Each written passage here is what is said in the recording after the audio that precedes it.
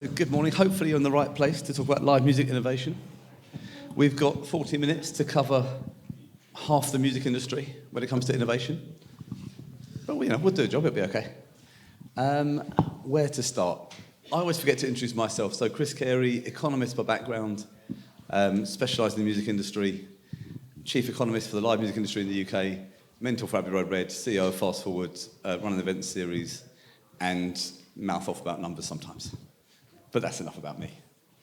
You guys are all here because you are innovating currently. You're doing interesting things in the live music space. So could you please quickly just introduce yourself as a person first? We'll come on to innovation in a second. But as they used to say on TV in the UK, what's your name and where you're from? Okay, good morning everyone. I'm Bart Kannaerts, head of marketing at AB, a concert venue in the center of Brussels, and also co-founder of Live Europe, a platform of more than 20 iconic venues across Europe, including Sala Apollo in Barcelona, Vega in Copenhagen. And today I'm here also as a co-founder of Music Tech Belgium. Brilliant. Jos Veijer, good morning. I'm director of the Effenaar, that's a pop venue in Eindhoven, based in the Netherlands. Amazing. Great to have you. Hi, my name is Daniel Fletcher. I work at Primavera Sound, and I wear many different hats, but one of them has to do with everything that related to innovation initiatives. Perfect. And last but not least? Hello, good morning to the non-hungover people. I can see the faces. I'm Andrea. I'm the head of Sonar Plus D. It's a discursive program of Sonar, and I'm also Sonar Festival in Barcelona, and I'm also in charge of strategic partnerships and weird projects that I love. Perfect. So if there are people in the room with good plans, they should come and find you and talk about Sonar? Yes, please. If you have weird or crazy plans, look for me. You heard it here first. Okay. Jos, can we start with you? What are you doing at the moment that is interesting, innovative in the live music space? Wow, where to start? At first, maybe we really believe in a hybrid future for live music. So that's a starting point there. And if we look into using these new technologies, then I think there are three levels that we're looking into. One is connecting, let's say, a live stage with a virtual stage, or what's going on in a virtual world. That's one thing. The other thing is creating new experiences for audiences within a venue. So how to have audience interaction, or how to create stuff maybe with holograms and things like that. So we're working on that. And the other thing is that we are trying to develop, together with artists, because artists are key in what's going on, new concepts for them in how to use new technologies, because they don't know. They don't know what's going on. They don't know how to use it. And then you come into things like really it's a different performance. If you use new technology, are you going to use them on stage, or are you going to use them in your audience journey? Or mainly, I think they will use it for fan engagement. So really lucky with the speaker before us. So yeah, we're doing different things in all of these three levels. Amazing. And just quickly on that, I say quickly because we have so much to get through. Yeah. Is there a constraint for the kind of artist you can work with? Does the size of the venue and the fact it's only one venue mean this is kind of a one-off experience and people just come to you? Or could this scale and travel? Well, that's one of the reasons we're working with artists, because yes, you have to travel with it. Otherwise, it's a one-off, and my venue is like it's only 1,300 people going there. So if you're really going to do that for one venue, it's not going to work. I'm not big enough for that. If you go to a big festival, you can do that, but. So I'm working more in really engaging the artist in using it and helping them to create these new concepts that they can use further in other concerts as well. Brilliant. Interesting. We'll come back to it. Andrea? Well, actually, I'm going to take your word about that because, Sonar has been around for 30 years. Actually, we celebrated our anniversary last June, and it was like the innovation, it's very like central part of the DNA of Sonar. And yeah, it's a very big festival. We welcome 120,000 people this year. And how we're working on innovation is through the Sonar Plus D program. But also, I think our innovation also comes from working with artists. You know, as you were saying, we have two venues We have Sonar by Day, Sonar by Night. And actually the stages for us are just like a white canvas. We do have backlines, and of course we do have technology, but we always work directly with the artist to try to showcase what they want and what they think in the best way possible with the formats we have. And the way we innovate in that sense is that we welcome artists to just to use the festival as a lab.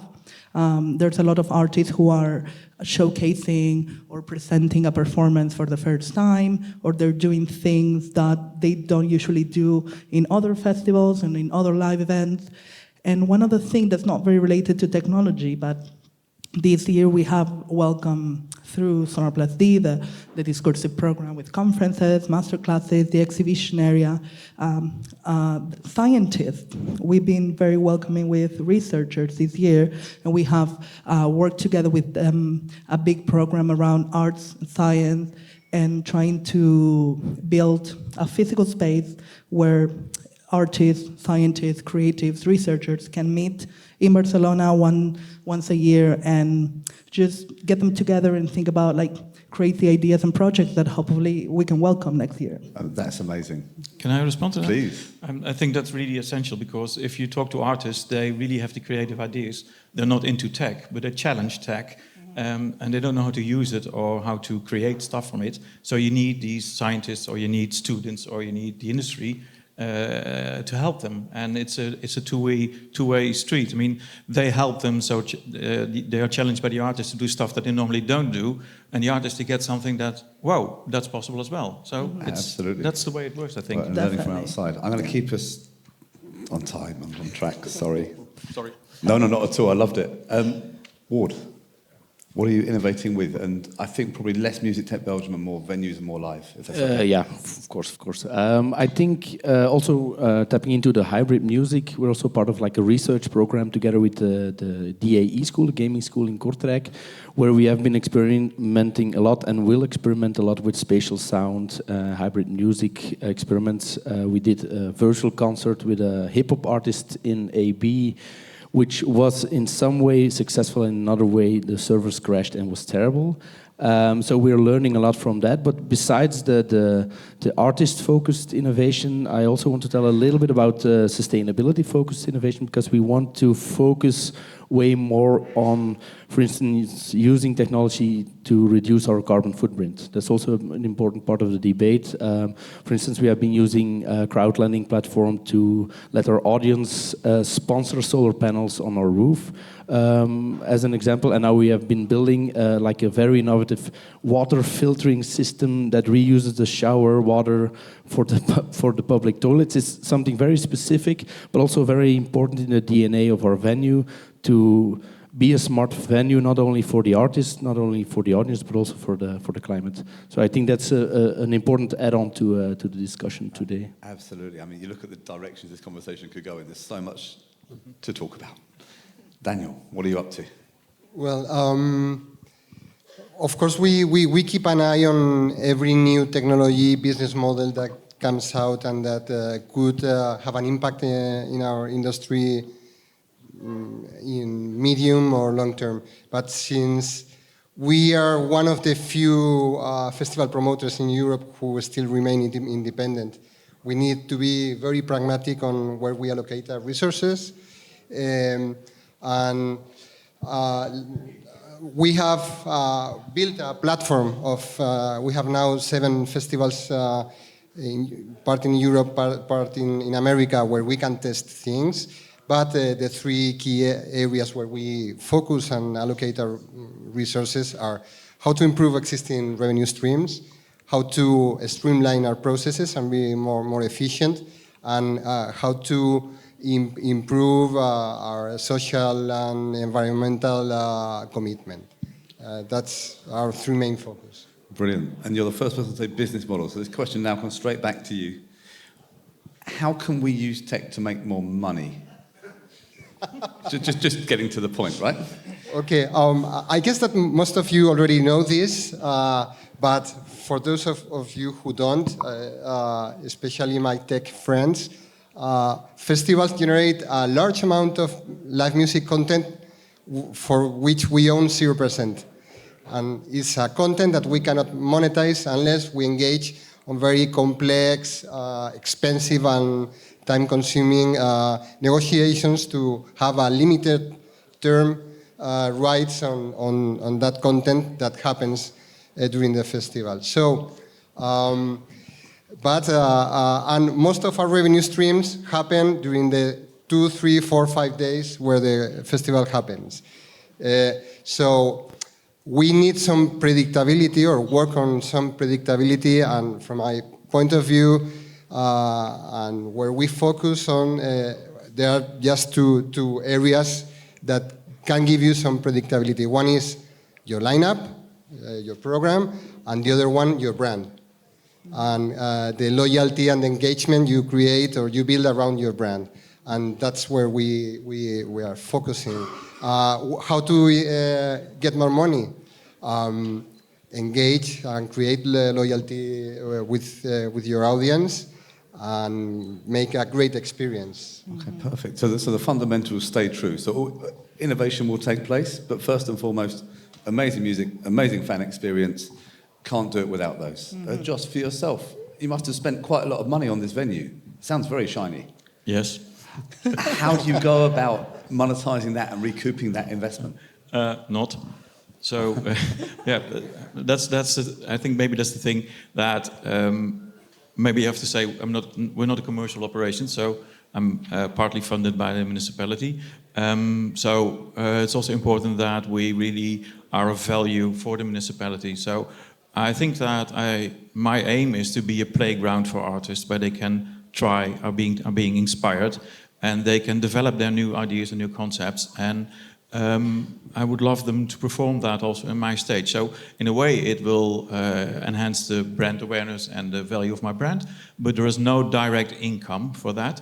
We, of course, are looking into some stuff that is being developed, and we think, oh, there could be a business in there, like the incubators that we saw. But then it takes such a long time, and it's not our stuff.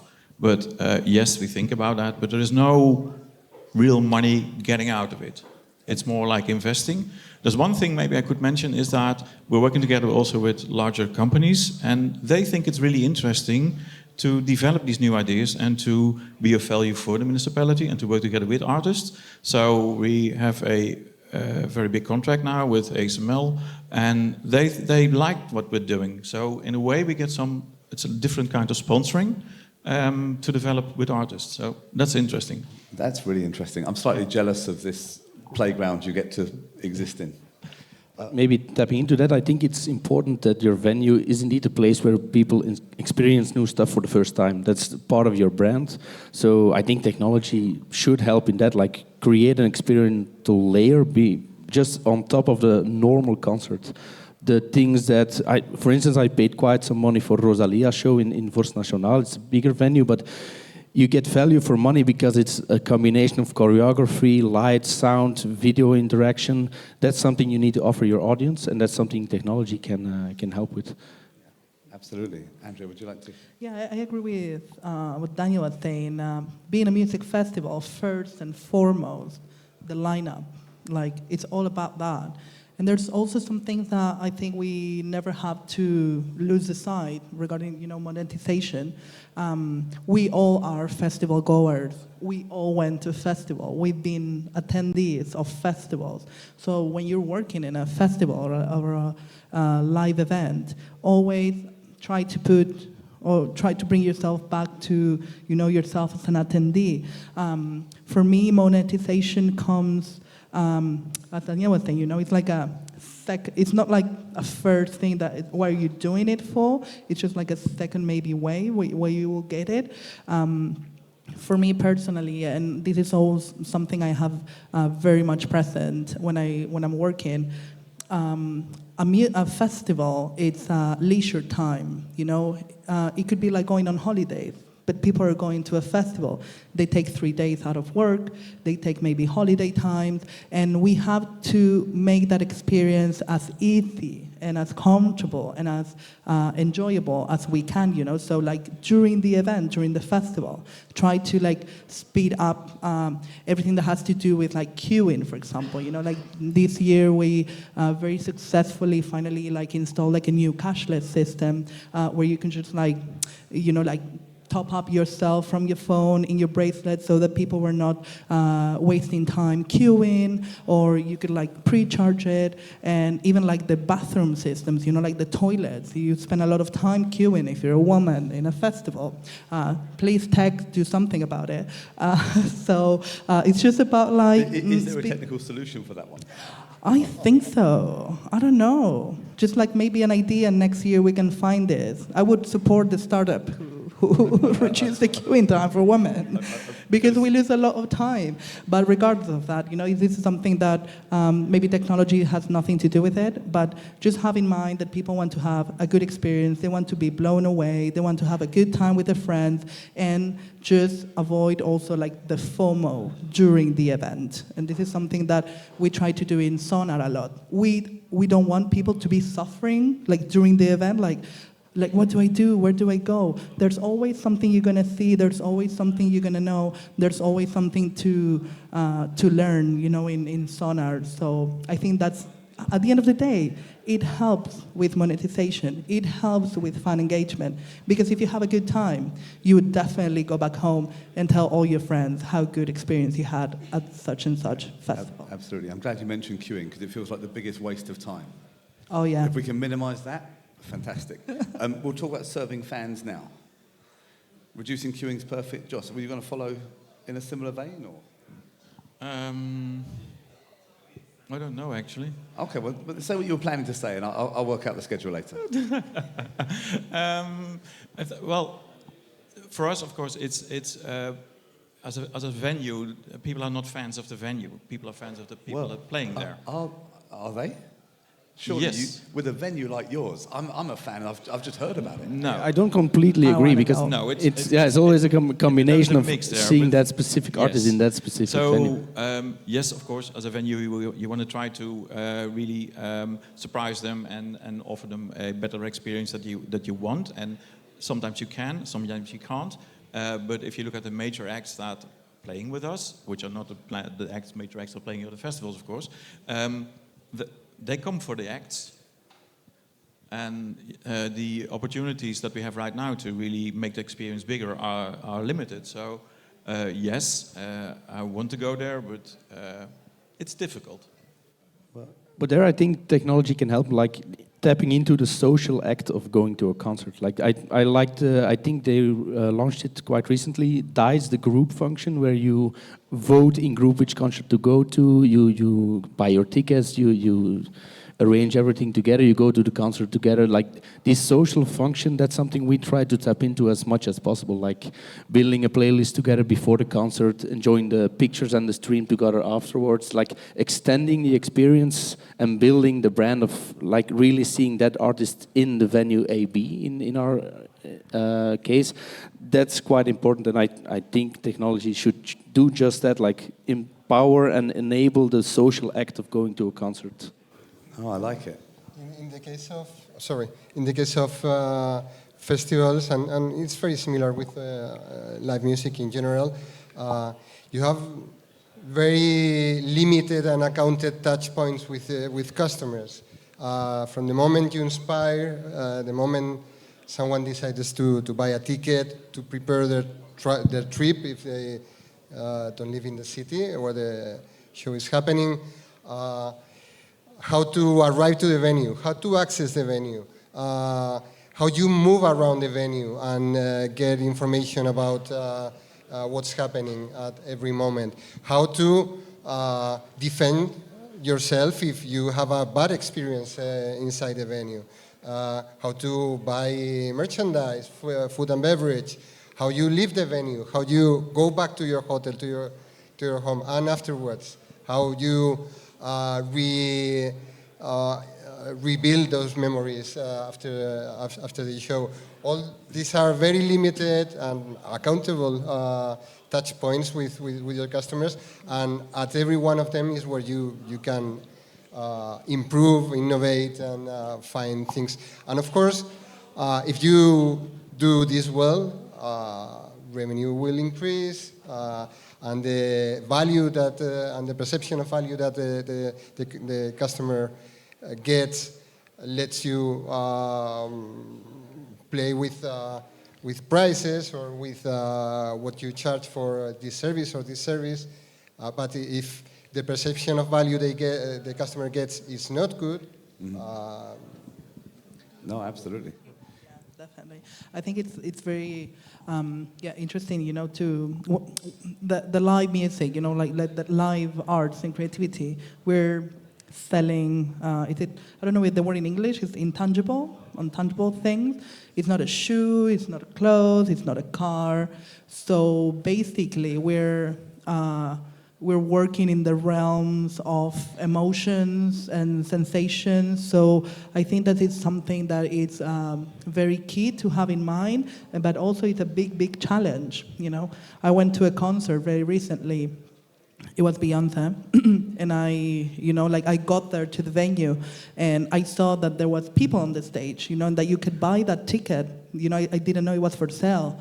Went back to the office, and one of my colleagues asked me, would you have paid more for going for this? Like, absolutely yes, I would have paid more, because being there, I had a great time, and then if it was available, I would have paid more 100%. I know that when Beyonce, just to put an example, when she comes back to Barcelona, I'm definitely going to look for the higher tier price. Did it make your experience worse?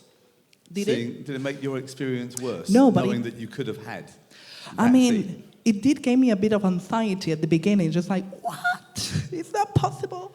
But no, I didn't have a bad experience at all, I just thought that my experience could have been better, but I didn't know that until I went to the concert. So this is something that we who work in the live events, we should also... we have one shot a year in our case. It's like a 3-day festival, though we do a lot of collaborations during the year, but at the end of the day, 3 days in Barcelona.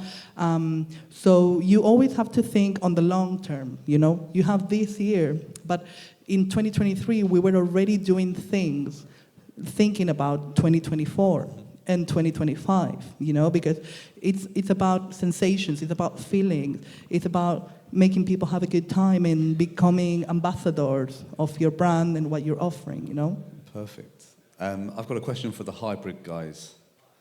When it comes to serving fans, who is your priority? The person in the room or the person online? Who do you care most about? Who's your favorite? If I have an answer to that, that's also about monetizing. So it's a double thing. We're talking about monetizing, and we're talking about monetizing now. But there's also a danger in the future. If you look at what's going on, if you go to your predictions, there's lots that will be in the virtual world. And what will be the position of a venue or a festival when the gaming youngsters right now will be online? And their experience of life is not being together in the same room, but it's being together, watching something that's going on that doesn't have to be live. And you're there with your friends, you can talk with your friends online. That's a completely different mind shift. So there's also a defenses part there. It's not maybe about creating more money, but also how do I stay in business? Interesting. So it's a relevancy. So making it available in that virtual format. Yeah, I think we have to. The relevancy in staying available more than it is a profit maximization strategy. Yeah. Interesting. At AB, it's also an extension of the real concert experience. The virtual show we did with hip-hop star Zwangere Guy, most of the attendants were between 10 and 12 years old, watching the concert in a group of 4 to 6. They would never come to the real concert because they were not allowed to, because it was too expensive. But now they had their first live experience with their favorite artist, and I think the next step will be that in 3 years they will buy a ticket for Zwangere Guy as a real show. So for us it's an extension, another way we offer an artist to go in interaction with their audience, maybe to sell some virtual merchandise, to earn a little bit more money, but not really as a replacement of the real stuff. That's so interesting, because I thought about virtual being the expansion of the room, endless ticketing. I hadn't seen it as the expansion into younger demographics. I think that's really interesting, that actually you can get to music sooner through the virtual world. That's really interesting. We'll come out to audience questions. If there are some, give me a little wave. But for now, future trends. What are the trends you're seeing that are exciting? And then we might come on to what the trends you see that are scary. We'll see how we feel. What's exciting right now? I mean, definitely AI. First mention of AI on this panel, guys. It took 25 minutes. We got there. We got through 20 minutes without. Sorry. No, it's okay. It's okay. I'm interested. I'm not going to talk about Web3 or Metaverse. Thank goodness. We haven't mentioned NFTs yet either. Quick, someone do it. Blockchain. No, I think AI, I think okay, this is the last year we're going to talk about AI as such. From now on, it's going to be about talking about the internet. It's something that's going to be all over, all around. It's going to definitely revolutionize. It already is, revolutionizing everything we do, the conception we have of the world, not only the industry, how music is made, the value system and everything. For the live music industry, I mean, I don't think it's going to be definitely not beneficial, but if we know how to use it properly, I don't think it's scary. I think what's scary is just the immensely datafication of everything, For example, let's consider something. Let's say you're booking a music festival, and lineup is the core of a music festival. You will attract the audience that you book for. That's 1 + 1 is 2.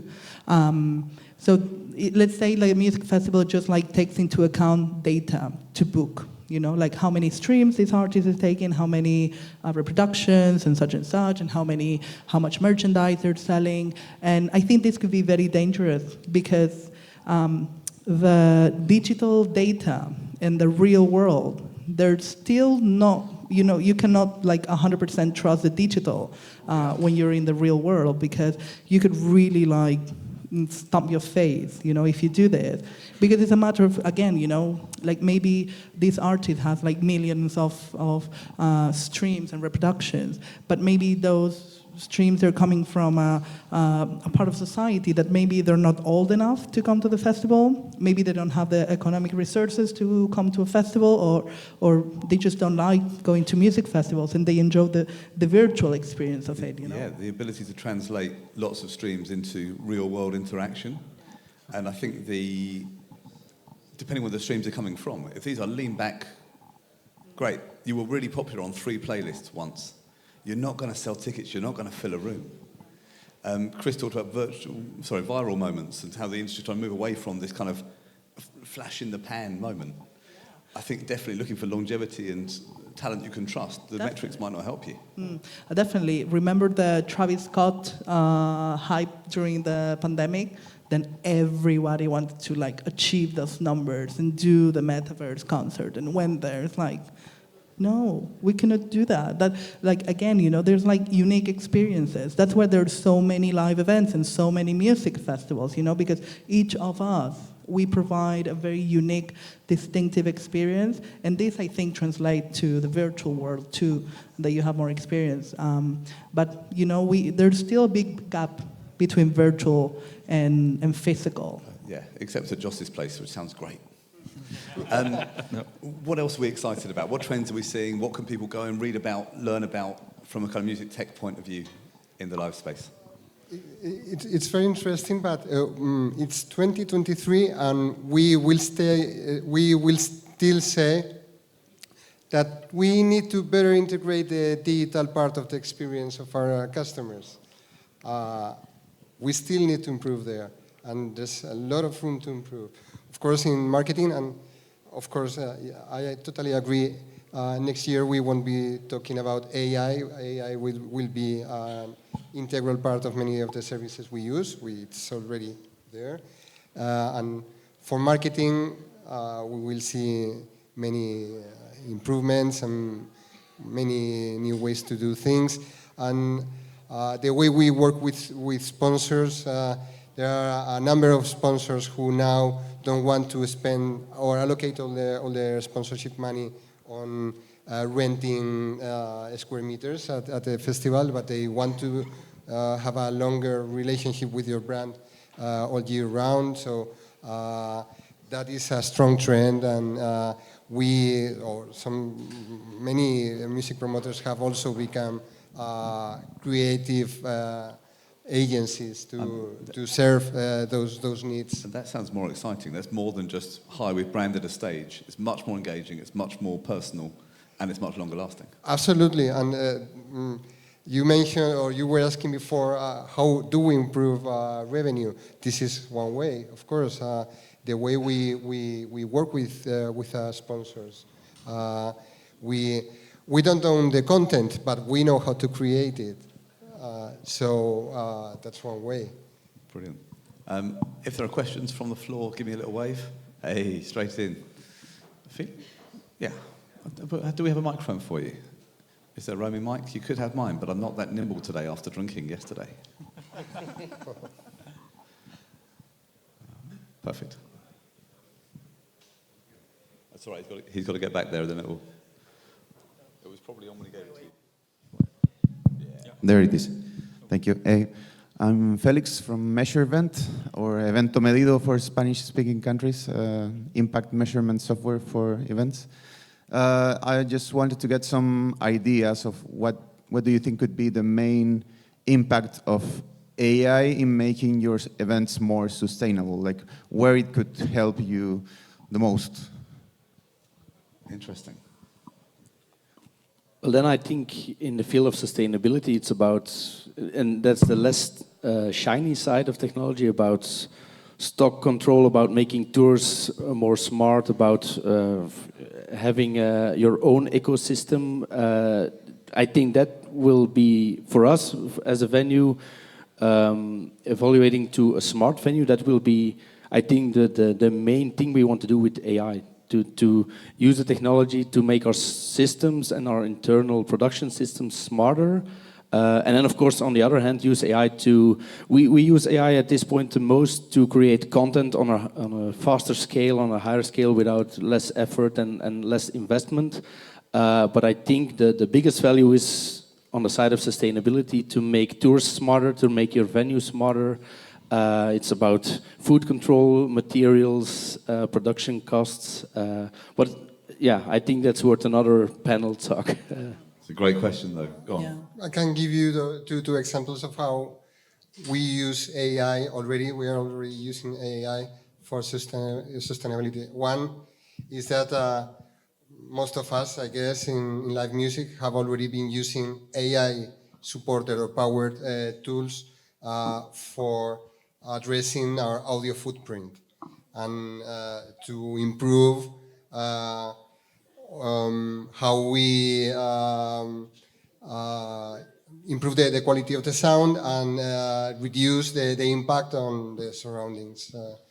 Another way we are using AI, we have a deal, an agreement with an energy company to test battery-powered stages charged only with certified clean energy, and this energy company uses all kind of AI tools to measure how these batteries are performing to power these stages.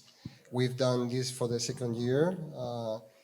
Still, there's a lot of work to do, but the aim here is, could we have 100% battery-powered stages in the future?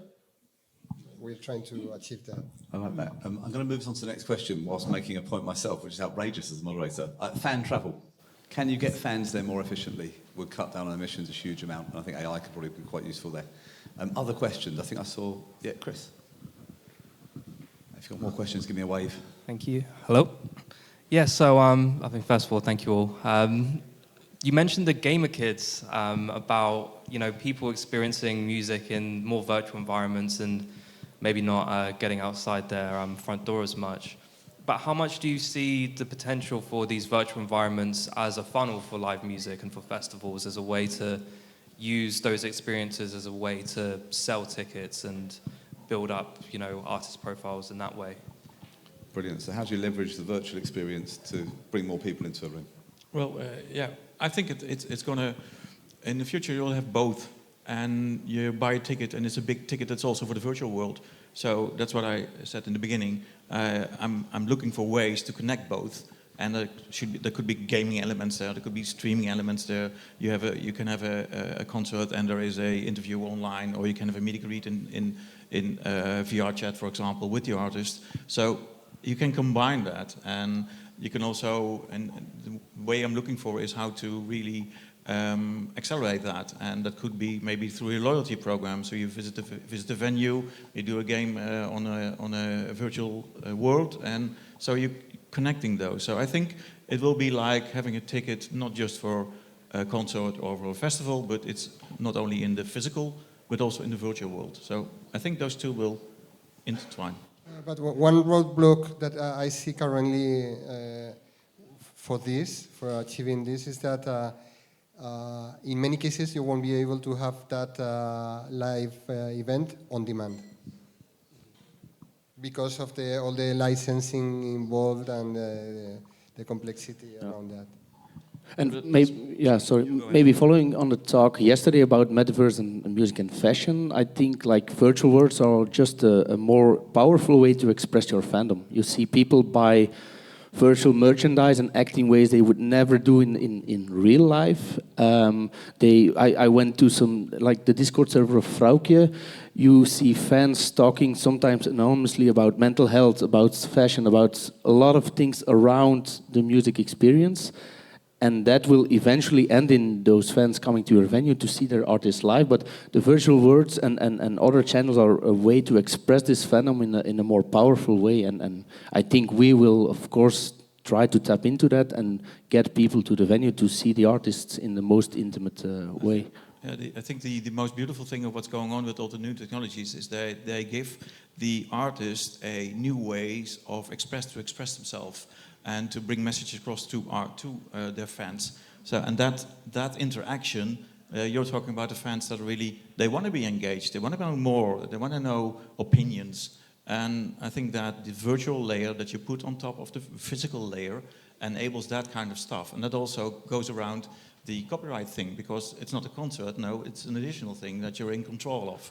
So that's, if you ask me for the future, I think that's where a big development will be.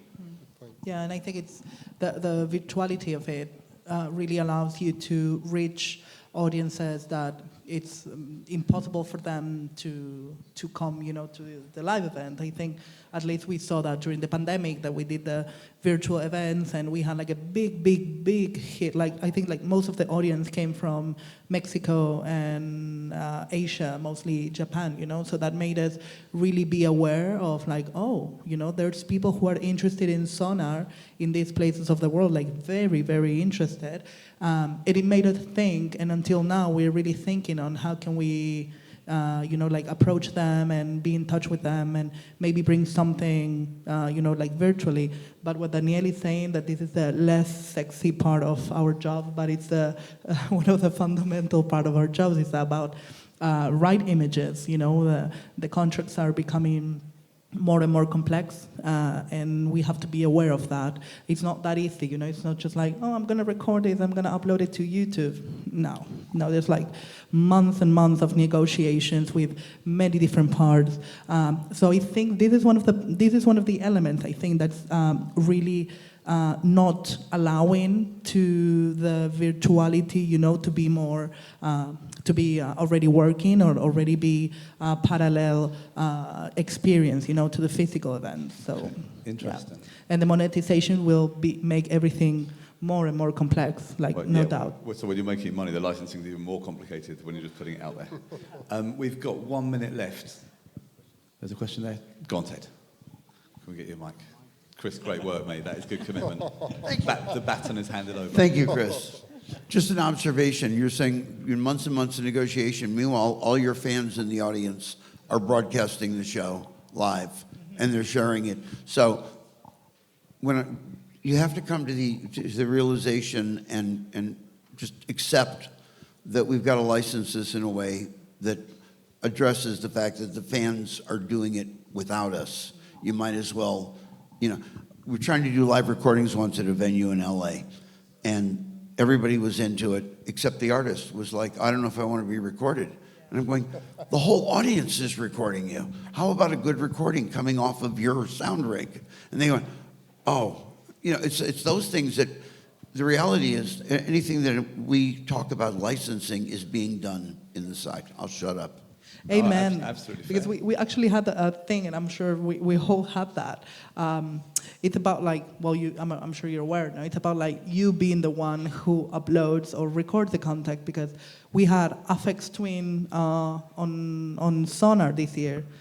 It was on Friday night. I think by 3 a.m. it was already uploaded in YouTube. Somebody was recording it, full HD, great quality, just like the full show recorded in YouTube. Of course, it's we're not being naive. Of course, people are going to be recording. It's unfortunately it's part of the experience. Everybody's there and everybody's recording. But it's about you being the one who But we do could it. actually give the fan a better experience if whether it's the publishers or the labels, just said, sure, go ahead and do it. Yeah, but we're in a transition period. I mean, this is the old system. The present system is the old system. Exactly. It will not be like this in the future.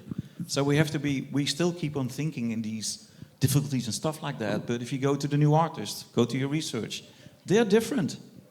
Well, don't kill me, Chris, but one of the best things that was ever done was Frank Zappa took all of the bootleg concerts and remastered them and put them out as a box set called Best of the Bootlegs. Brilliant. And the people who recorded him said, wait a minute, you're stealing my recording. Oh. But you made a great point, and the difference, if we had a single license and a single stakeholder to negotiate that license, that would change everything. Because, as you said, maybe there are 100 videos on YouTube from that show, but you have multiple stakeholders who have partially part of the rights that are involved, copyright claiming those videos on YouTube. Some artists do, some don't do, some artists still hold most of the rights, some don't. So that's the difficulty there, and the complexity. But there, I think the shift towards short content and remix culture makes it interesting. That it's not just the entire concert you upload on YouTube, but you see the partnership between Tomorrowland and TikTok right now. It's all about short content, about actively engaging your audience to make content about your festival. So I think this shift makes it more interesting, maybe also quite complex regarding licensing, but we built at AB, we built a very small studio for artists to talk about what they are doing right before and right after the concert.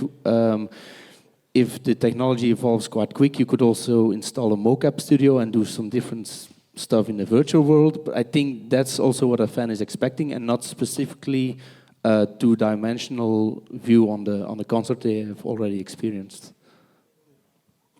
Sounds good. You can make an NFT of that, and then you're making money. Voilà, and then the NFTs, circuit. finally, buzzword bingo complete. We got there. We were missing the NFT. I was missing an NFT till now. Okay, I believe that's the time we have. I haven't been yelled at yet, though, so if you've got more questions, quick. I'm looking at the organisers being like, I'm sure I'm finishing on time, right? Possiblement, no? I will try it until they kick us out. Well, I mean, we can keep going. I bet Ted's got more to say. So if I dare to summarise, this is bold because I didn't take good notes. Outside the room is an opportunity for deeper engagement. It's not substitutional. It's not just about the money. It's about the conversations, the community, and the moments that people can have outside of that gig opportunity. So it's incremental, it's extra, it should be explored, and it does a different job for fans, essentially, than being in the room, listening, and probably recording half the thing on your phone badly. The sustainability is a crucial portion that doesn't get enough attention from technology. It's not the exciting bit. Everyone's trying to write the algorithm that tells you what will be the next big hit.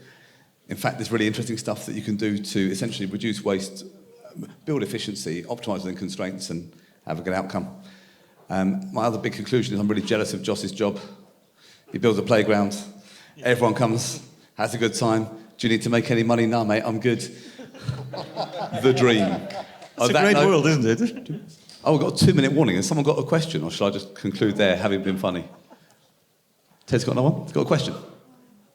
You know, during COVID, we did a lot of things that they said we couldn't do, and then COVID was over, and they said, oh, we can't do them again. Yeah. We need to go back to doing some of it, whether it's virtual broadcasts, but all these things that nobody would ever do. During COVID, they went, no, maybe we can do it. We need the money. Like, if you have a club that has 500 seats and it has a gross of $15,000, if you're selling virtual tickets, you now have a gross of $50,000. The artist makes more, the club makes more. Absolutely. So if I summarise for people at the back, lots of innovation happened under pressure during COVID. That innovation has gone away. The opportunity has gone away because the pressure's gone away. There's lots of sensible stuff we did well and did right. We could do more of it. And at that point, unless someone's got something burning to say, we're good. Thank you all for listening, persevering through hangovers. Hope that was useful. Thank you.